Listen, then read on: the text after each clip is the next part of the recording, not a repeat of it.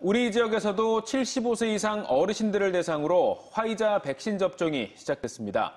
하지만 접종 동의율이 전국 평균을 밑돌고 있어서 백신 부작용에 대한 우려가 여전한 것으로 보입니다. 네, 한편 집단 감염이 발생한 세종 초등학교를 비롯해서 대전, 세종, 충남 곳곳에서 오늘 하루만 40명 이상 확진자가 쏟아져 재확산 우려가 현실화되고 있습니다. 김철진 기자입니다. 자원봉사자들의 부축을 받으며 어르신들이 백신 접종실로 들어섭니다. 75세 이상 고령층과 시설 이용 종사자에 대한 화이자 백신 접종이 대전, 충남, 세종 지역 5개 전용 시설에서 시작됐습니다. 지난 1분기 코로나19 의료진 등 우선 접종 대상자에 이어 일반 국민을 대상으로는 첫 접종입니다. 전에는 뭐도 너무 아프다 하길래 마음이 거슬렸는데 나본 게 안심이 되네요. 맞아본 게 그래 좋습니다.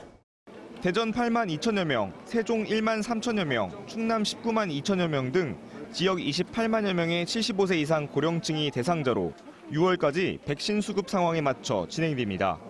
화이자 백신은 보관 방법이 상대적으로 까다로운 만큼 철저한 공급망을 유지해 안전한 접종 환경을 유지한다는 방침입니다.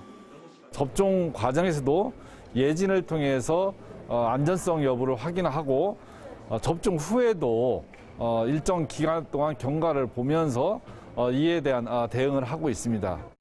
백신 접종이 본격화됐지만 지역 코로나 확산세는 심상치가 않습니다.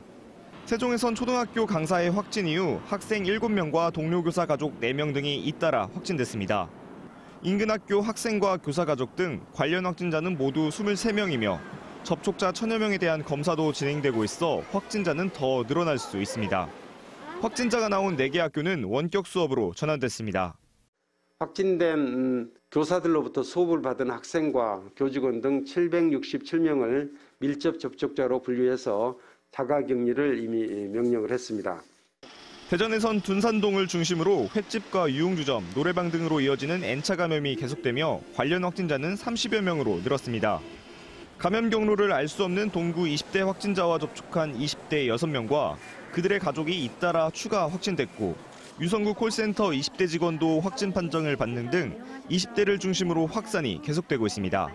여기에 타시도 확진자의 지인과 가족 등이 감염돼 밤사이 대전에서만 16명의 확진자가 발생했고 충남에서도 천안과 아산을 중심으로 감염 경로를 알 수 없는 확산이 계속돼 모두 10명의 확진자가 추가됐습니다.